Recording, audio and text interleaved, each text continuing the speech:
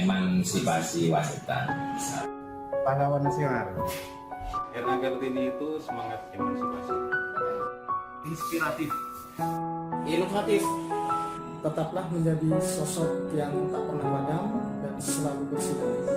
Emansipatif. Ibu Kartini adalah wanita hebat. Inspiratif.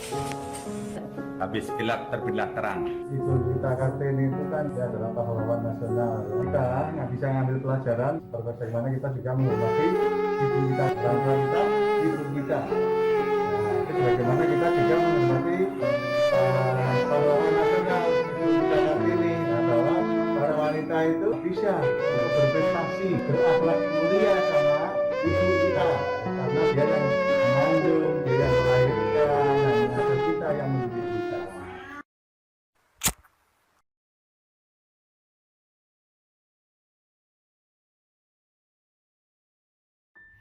Dr. Enda Partamaningtyas, spesialis penyakit dalam, terlahir di Kediri sebagai anak pertama dari 2 bersaudara. Tak terlintas sedikit pun dalam benaknya akan memiliki takdir sebagai dokter. Dr. ASN RSUD Dr. Haji Muhammad Anwar Sumeneb yang telah mengabdikan diri kurang lebih 9 tahun. Banyak pasien dengan berbagai kasus penyakit telah ia layani dengan kesabaran dan keikhlasan. Kasus diabetes mellitus yang tak jarang dengan komplikasi rumit proses penetalaksanaan penyembuhannya. Kartini kesehatan ini mempunyai harapan untuk menekan angka prevalensi kasus penyakit degeneratif di Kabupaten Sumeneb. Figur Ibu Kartini dalam benaknya adalah wanita yang luar biasa. Hal ini yang menjadi motivasinya mengabdikan diri tanpa letih, mengembalikan senyum para pasiennya. Sebagai figur terbaik wanita Indonesia, Ibu Kartini menginspirasinya untuk meraih jenjang pendidikan tinggi tanpa menjadikan diri sebagai batasan dan halangan untuk meraih mimpi.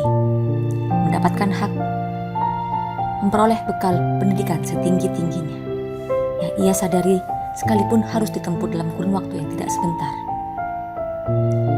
Namun keyakinannya dengan takdir yang ia dapatkan, ia bisa bermanfaat serta menolong orang banyak. Keluarga adalah salah satu penyemangat terbesarnya dalam menjalankan tugas beratnya. Walau ada rasa kekhawatiran di era pandemi, kekhawatirannya ia atasi dengan melindungi diri selama bekerja dengan disiplin dalam menegakkan protokol. Mari kita jadi perempuan yang beredukasi tinggi, berakhlak mulia, dan bermanfaat bagi sesama. Sumarsi, ahli media kesehatan lingkungan, wanita 33 tahun asli Sumeneb, mulai mengabdi di RSUD Dr. Haji Muhammad Anwar Sumeneb melalui jalur CPNS tahun 2011. Mulai awal masuk hingga saat ini, Kartini Sumarsi diberikan tugas sebagai penanggung jawab air bersih di unit sanitasi. Perhatian dan dedikasinya ia tumpahkan sepenuhnya pada pelaksanaan tugasnya, tanpa mengeluh walau dengan keterbatasan bantuan tenaga. Tugasnya seolah sederhana, memantau, memelihara ketersediaan air bersih di rumah sakit. Meski demikian tak jarang harus dia kerjakan di luar jam dinas. Berbagai resiko ia harus terima, tersetrum ketika harus memperbaiki mesin air di kala hujan, atau bahkan terjatuh ketika harus menaiki medan-medan sulit untuk melakukan pengecekan penyebab kendala air bersih. Karena ia menyadari tuntutan ketersediaan air bersih bagi pelayanan adalah utama yang harus selalu ada di setiap saat. Tak hanya itu, ia pun dengan ikhlas dan tulus menerima tugas ganda di luar tugas utamanya di sanitasi. Unit CSSD, unit lainnya yang tidak kalah vital dalam pelayanan di rumah sakit. Tugas rumah sebagai ibu 2 orang anak tetap ia laksanakan dengan sukacita. Mengurus anak yang masih di bangku TK dan PAUD, ia jalani dengan mandiri dan menjadi prioritasnya sebagai wanita ketika suami tercinta harus mengabdi sebagai tenaga kesehatan di kepulauan. Sanitarian bukanlah tugas yang mudah dijalani bagi seorang wanita, namun ia mampu membuktikan dengan semangat juang Ibu Kartini, ia mampu menjalaninya. Untuk perempuan-perempuan masa kini, jangan pantang menyerah, jangan putus asa, teruslah berkarya.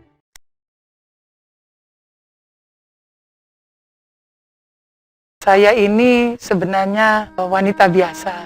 Jadi saya dari keluarga pegawai negeri yang anggaplah menengah ke bawah. Jadi dari 7 bersaudara, saya anak yang ke-6.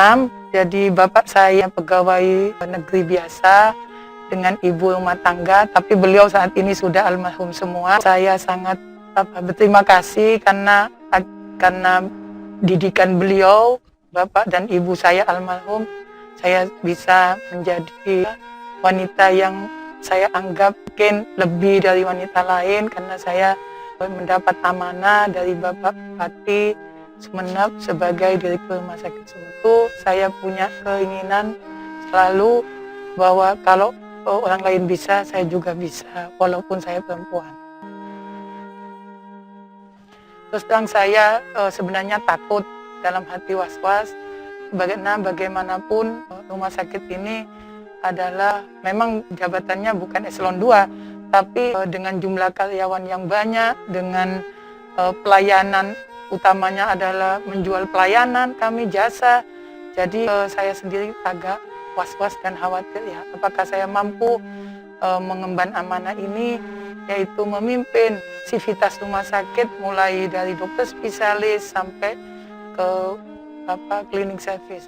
Jadi saya harus bisa menempatkan diri, saya harus bisa mengasih contoh yang baik agar staf saya atau sivitas rumah sakit itu juga mengikuti hal-hal yang baik juga. Ada rasa khawatir, ya, apa saya diterima di rumah sakit, karena bagaimanapun saya bukan dokter spesialis, saya dokter umum dengan pendidikan S2 kedokteran. Jadi akhirnya saya mencoba, insya Allah dengan berbekal tekad saya harus memberikan contoh yang baik. Sampai saat ini alhamdulillah sivitas rumah sakit katanya saya pribadi menerima saya, karena ini dibuktikan dengan apa yang telah kita sepakati bersama itu dilaksanakan. Jadi yang pertama, saya harus bisa memberi contoh. Jadi pemimpin itu harus adil. Sebelumnya ya, dalam hal kedinasan disiplin.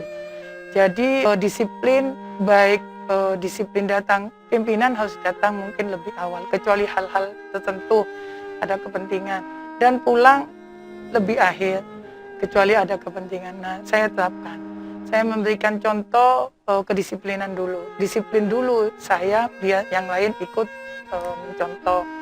Kemudian adil itu saya apa yang menjadi hak mereka ya saya harus penuhi.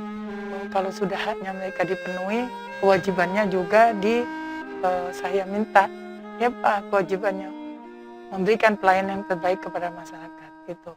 Sehingga di sini rumah sakit itu yang dituntut tugas utamanya yaitu memberikan pelayanan yang terbaik kepada masyarakat, yaitu di bidang kesehatan. Jadi bagaimana pasien ke sini dia dengan membawa masalah kesehatannya, itu diharapkan outputnya dia masalah kesehatannya selesai atau sembuh.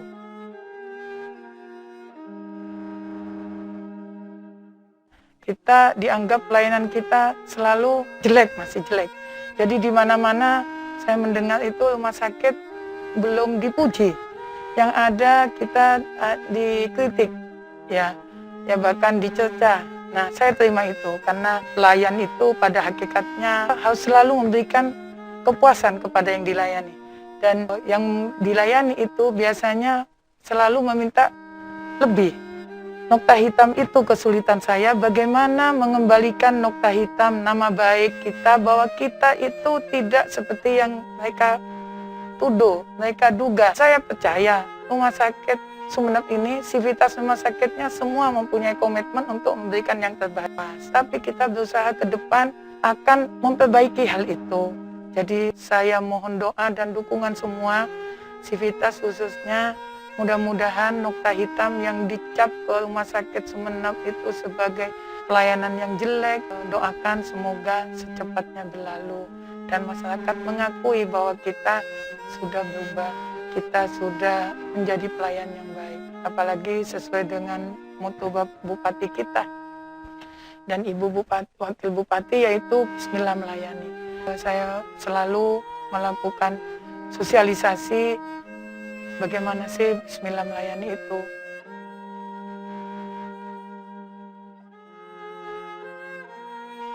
Alhamdulillah saat saya duduk di rumah sakit ini anak saya sudah bisa mandiri ya.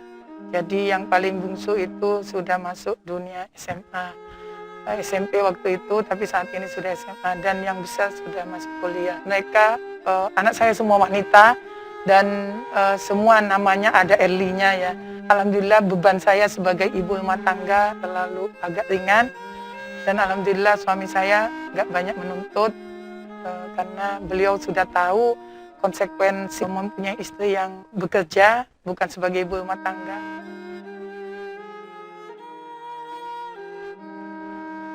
Hakikatnya wanita itu diciptakan untuk itu menjadi ibu yang baik bagi anak-anaknya dan menjadi pendamping yang baik bagi pasangannya atau suaminya.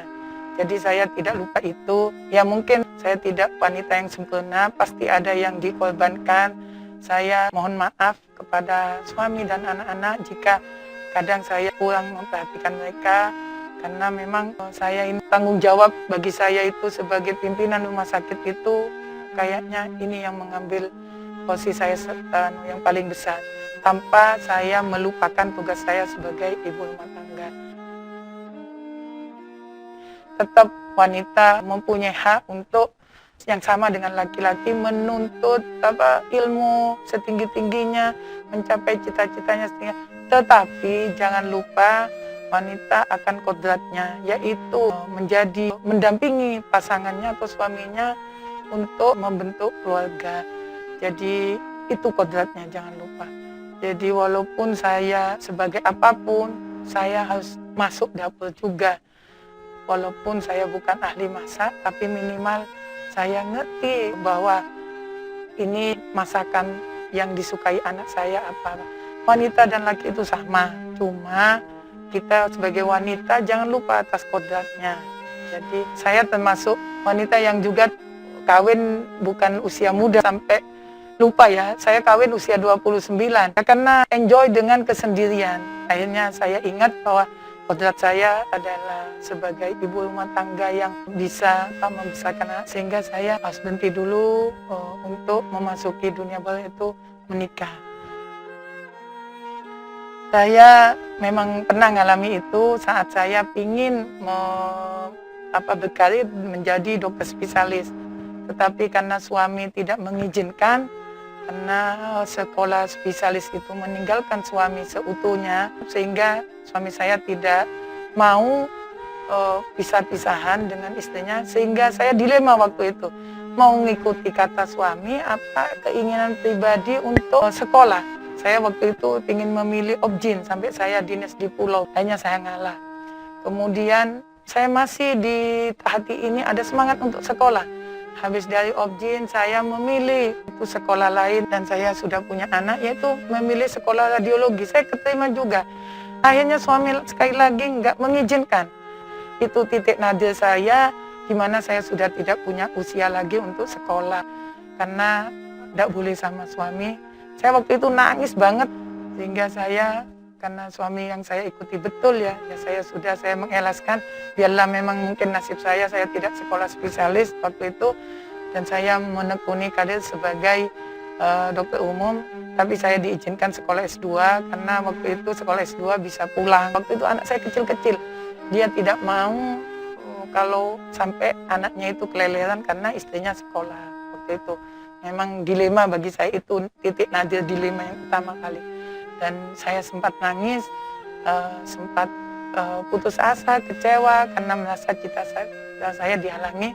Tapi akhirnya dengan nasihat teman dan masukan orang tua waktu itu masih hidup, sudahlah, apa yang kamu pilih itu sudah kehendak Gusti Allah, kamu manut saja sama suami, insya Allah Gusti Allah punya jalan lain kepada kamu, katanya ibu saya. Ya sudah, saya ikut. Tidak tahunya itu jalan saya ternyata ditakdirkan menjadi pemimpin, dan ini memimpin rumah sakit yang sangat-sangat berat tugasnya, yaitu sebagai pelayan masyarakat. Jadi saya sebagai pelayan harus memberikan pelayanan yang terbaik. Saya anggap mungkin Ibu Kartini itu sama di dalam benaknya punya cita-cita yang kuat, punya wawasan yang luas. Sama ya, saya mungkin ya. Cita-citanya saya ingin menjadi dokter spesialis, yang mana saya anggap waktu itu enak dokter spesialis. Tapi kan melewati itu perlu dengan rintangan dan halangan.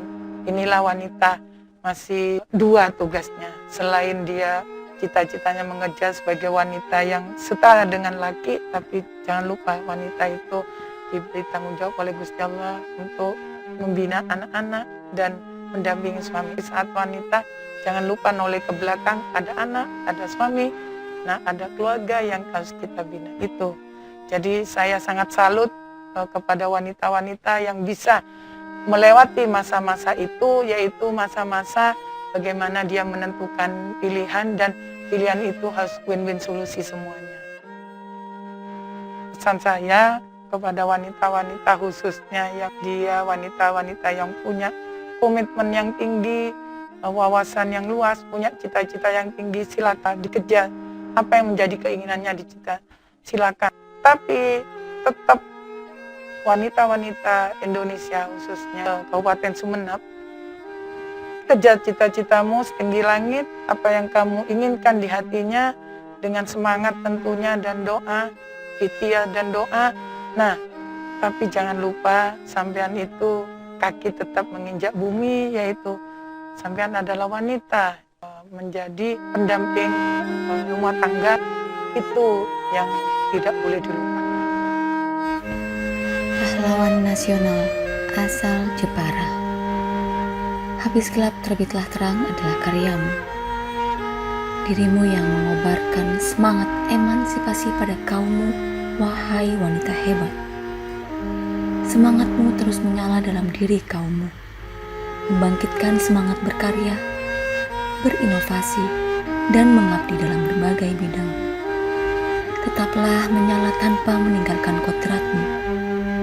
Dirimu yang hadir dalam bentuk ibu, dirimu yang juga hadir dalam bentuk guru, juga dirimu yang hadir mendampingi belahan jiwamu. Bagi kami semua, dirimu akan tetap ada, memberikan semangat melawan gelap untuk tetap dalam terang. 21 April 2021.